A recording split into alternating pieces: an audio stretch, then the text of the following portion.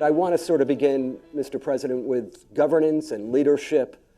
And so many of the folks here have never visited Ghana. In fact, probably many people have never visited Africa. So maybe to begin, could you just tell us a little bit about your country? Ghana, it was the first country to have gained independence from colonialism, from Britain in particular, in 1957.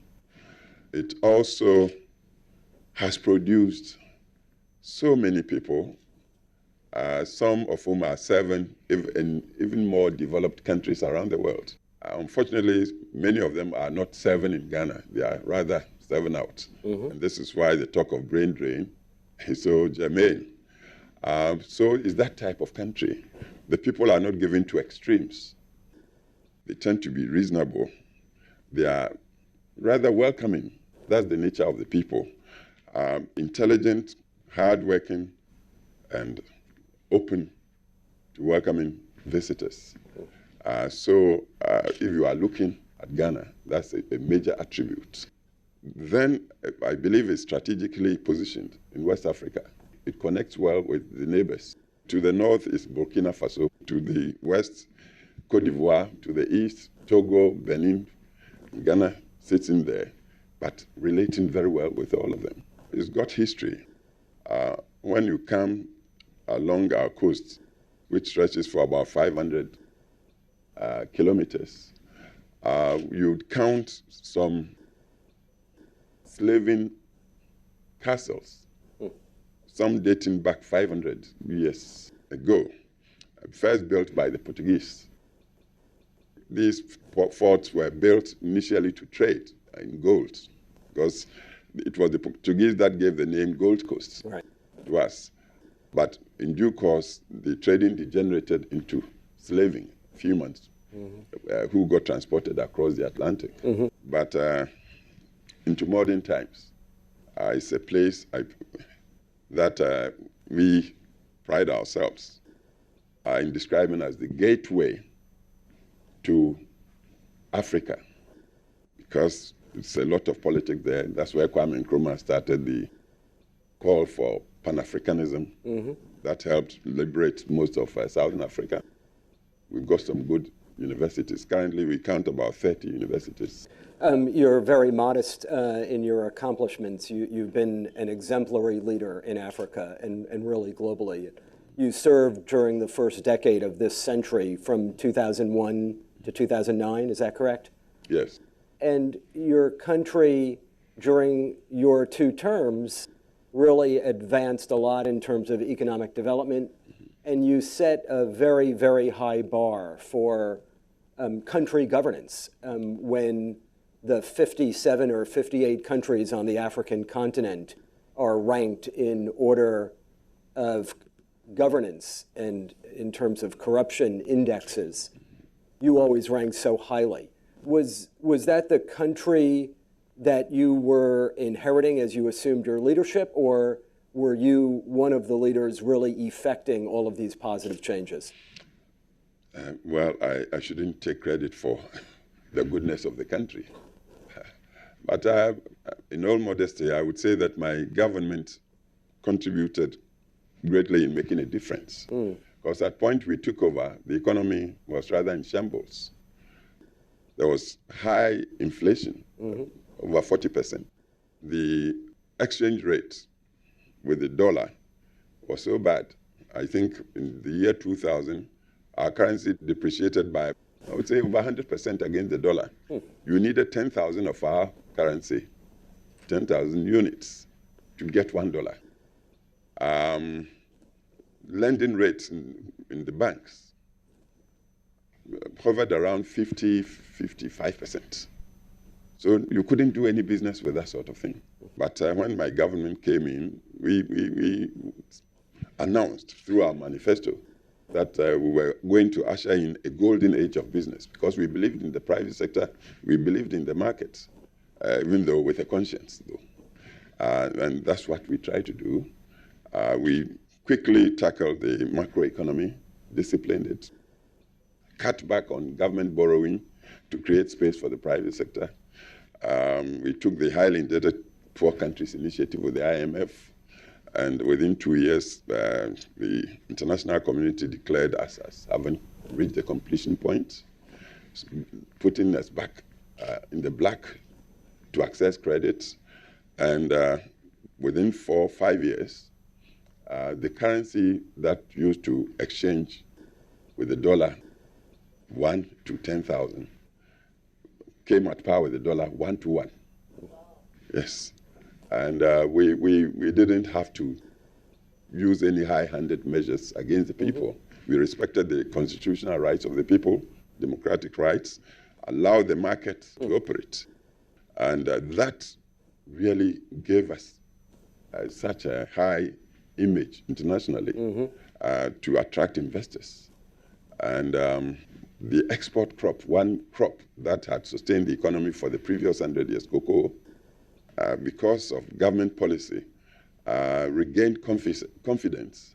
And so the produce that used to be around 350,000 tons a year in 2001, by 2004 jumped to over 700,000 tons, meaning it more than doubled. All these things came together to change the economy. So by 2007, Ghana had been rated as having attained the first Millennium Development Goal of the United Nations on the continent, cutting down hunger and poverty by half. And it all happened within the 8 years. In fact, by 2007, Ghana was ranked middle income internationally by the international assessors. So this is what we did. But as I said, the goodness is there on the land.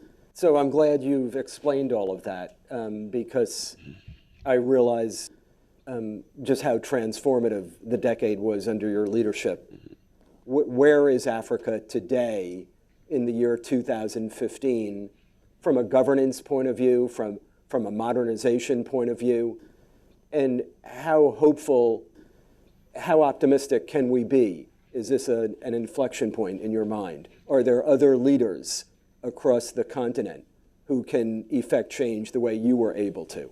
I should think that Africa is a big continent, 55 countries. If you are including North Africa, then there are countries like Morocco, which are doing well.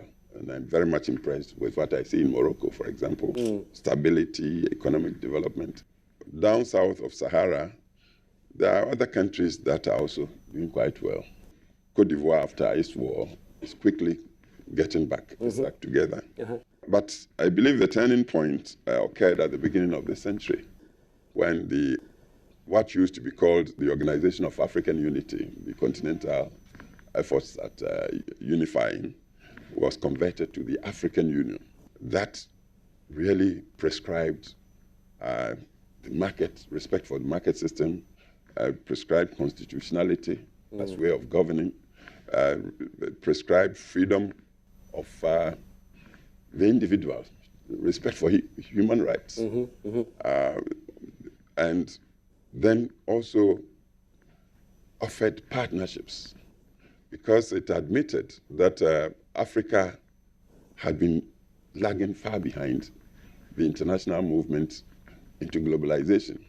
And the Union said for Africa to catch up, Africa needed the partnership globally of the developed world, so Africa could leapfrog, the term leapfrog was used, into the mainstream of globalization. But by that, it was talking of a partnership of mutual respect and of win-win psychology. And if Africa could go that way, then Africa would stand shoulder to shoulder with the rest of the world. So this really has been the trend of development on the continent since the beginning of the century. Till then, the continent was hallmarked by so-called strongmen, men or governors that ruled or governed without accountability and transparency. Everywhere Africa was dubbed as corrupt. But since the beginning of the century, more and more governments are coming into office through the ballot box. Even though the system perhaps is not perfected yet, we are in the right direction. So I believe there's great hope for Africa. So you formed early in your first term a very important commission that looked a lot like the commission that was created in South Africa, a Truth and Reconciliation Commission. Mm-hmm. Why had you formed that Truth Commission? What were you trying to achieve? And then what was the outcome? What was the impact of that?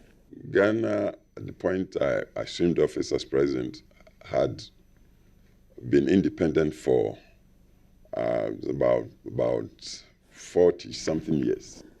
And of those years, the military had taken power by force through coup d'etat for more than 22, 23 years. Some people had been tied to the stake and shot without being tried. Some properties had been confiscated. There was a lot of pent-up feeling, very tense feeling against the wrongdoing that had been perpetrated against the people earlier.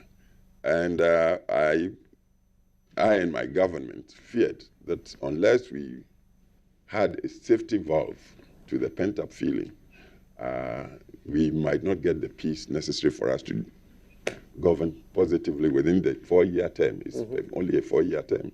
The government immediately preceding mine had at its head a soldier who had presided over affairs of the country for 19 long years.